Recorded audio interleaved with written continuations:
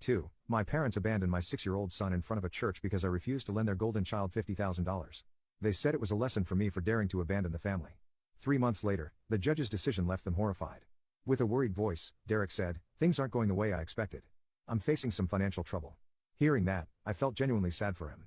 By the 5th month, Derek admitted that his company was taking heavy losses. He owed money to the bank, fuel suppliers, and even the one remaining driver for unpaid wages. Then, on a weekend evening in October, dear Eric came to my house looking worn out with red eyes and no trace of the confidence he once had. With a trembling voice, dear Eric confessed, "I failed. The company's about to go bankrupt, and I don't know what to do." After those words, I felt sorry for him, and I knew dear Eric was about to ask for something I couldn't give. After a brief silence, dear Eric looked up at me and said, "Bennett, I need you to lend me $50,000 to save the company and pay off my debts." As soon as the words left his mouth, I felt a tightness in my chest. $50,000 wasn't a small amount, especially when Audrey and I were saving up for the arrival of our second child. I responded honestly and firmly, "Derek, I've helped you many times. I can't do it this time." When I said no, dear Eric's whole demeanor changed. His face turned red and his tone became sharp. In an angry voice, dear Eric shouted, "You're doing well financially and still stingy with your brother. Do you have any idea the hell I'm living through?" I tried to stay calm and explained, "Derek, I've helped you with $28,000 over the past 4 years and haven't seen a single dollar back. I have my own family and responsibilities, too." Right after I said that, dear Eric stood up and stepped toward me.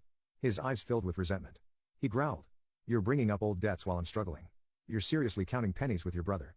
At that moment, I realized Derek never truly saw me as his brother. To him, I was just an ATM. I stood and said, "You need to learn to stand alone, Derek. I can't keep saving you forever. You're 28 now." When he heard that, dear Eric gave a bitter laugh and said, "Fine, you'll see. I'll tell Mom and Dad about this. They'll see what kind of person you are." After saying that, Derek turned around and walked out of the house, slamming the door behind him. After he left, I sat down and held my head. Audrey came out from the kitchen with a worried look. She sat next to me and asked, "Are you okay?" I looked at her and said, "I think I just lost a brother." Audrey wrapped her arms around me and whispered, "You did the right thing. We can't sacrifice our family's happiness for someone who doesn't appreciate it." At that moment, I felt her support and knew I had made the right decision. 3 days after the argument with Derek, my mother, Margaret, called me. As soon as I picked up, she spoke without even saying hello. "Bennett, I heard from Derek that you refused to help him. I want to know what's going on." Hearing the firmness in her voice, I sighed and explained, "Mom, I've already helped Derek so many times. I can't lend him $50,000 this time." A few seconds later, Margaret responded in a lecturing tone. "Family is supposed to support each other in tough times. Derek is going through a crisis and you're selfish." When I heard that, a slow burning anger rose inside me. I said, "Do you even know I gave Derek $13,000 and never got a single cent back?" She kept quiet momentarily and replied, "Money doesn't matter as much as brotherhood. You're well off now and still keeping score with your brother."